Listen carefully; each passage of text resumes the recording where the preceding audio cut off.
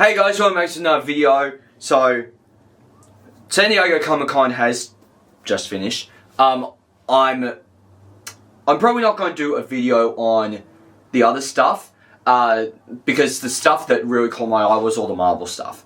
Because I'm a big MCU fan, and you guys all know that's my favorite film franchise. So, I want to talk about it. So, we got a big Hall H panel. I'm going to talk about the Doomsday stuff later, because that is my most anticipated movie of the year, and it was the big surprise to me.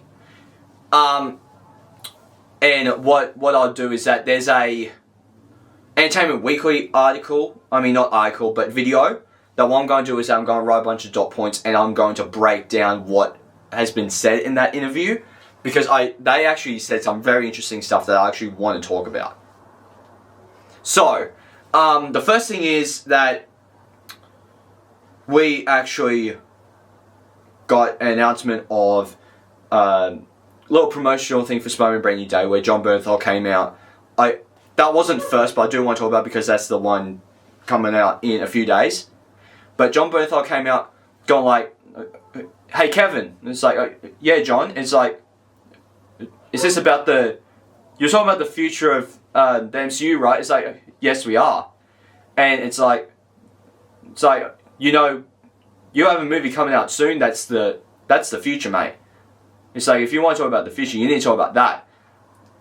It's like, well, John, and it's like, no, Kevin. It's like, we have a movie coming out soon. What is it? It's like, it's Spider-Man Brand New Day.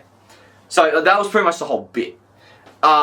But yeah, Spider-Man Brand New Day, very excited. It's my second most anticipated of the year behind Doomsday. Anyway, let's get into these other things. So, because I have two things to say about, I have lots to say about the other two things.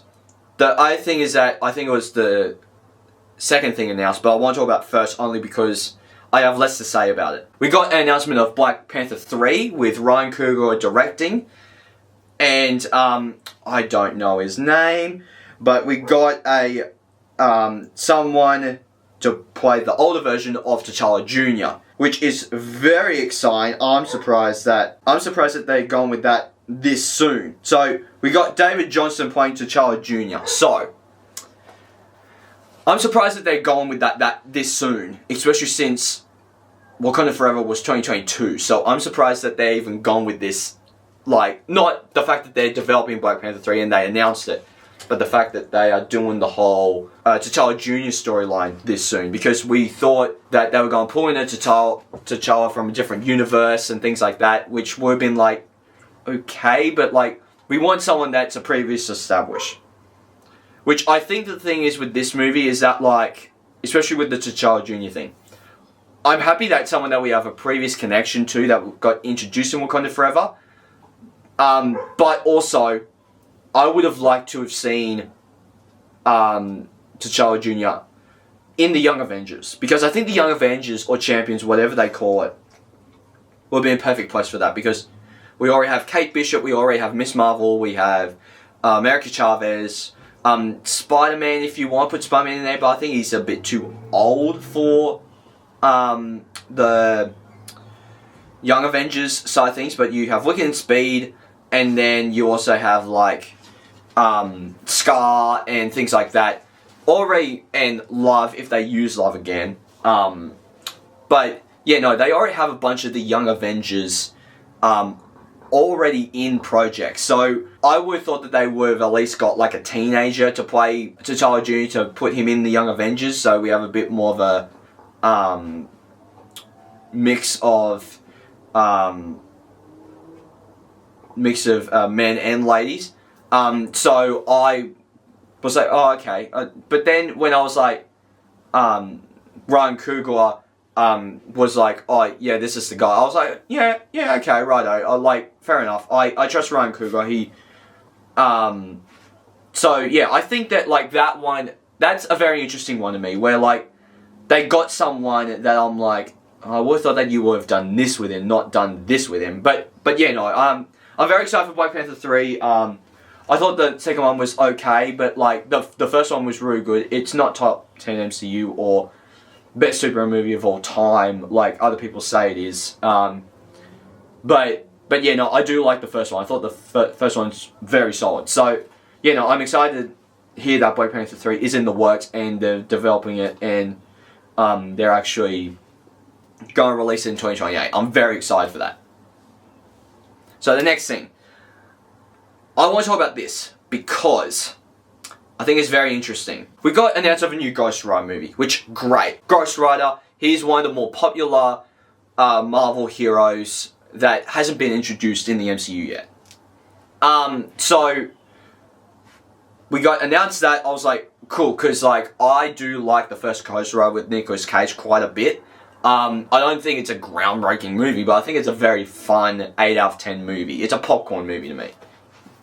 So, but then because I'll talk about the thing I'm going to say next a little later, and then they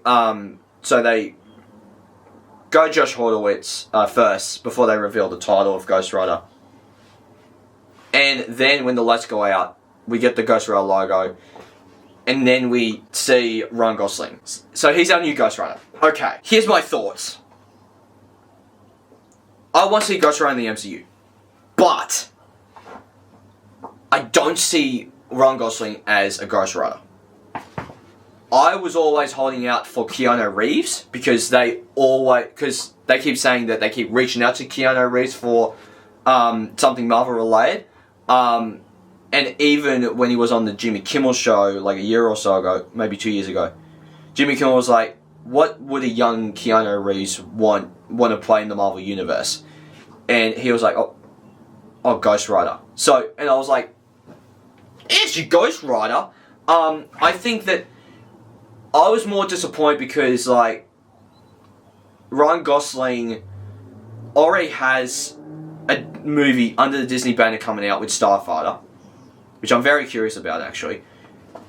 And then we have, but especially since to me, like, depending on how this movie goes, because like I did like what Nicolas Cage did. Yes, it's not a great movie, like it's not like a masterclass of a movie that people would consider Oscar worthy, but I thought they gave a great performance as Ghost Rider. My thought on this, because they announced Sean Levy as the director. Great. I love that part of the announcement. I love we're getting a Ghost Rider and a Sean Levy announcement. Because I love Stranger Things more than I thought I would. And he was a big part of that. I love Deadpool and Wolverine. It's a top 5 MCU movie for me. I love Free Guy, things like that. So I really like all the movies that he's directed. So I'm excited that Sean Levy's directing and we're getting a Ghost Rider movie. The problem is that Ryan Gosling.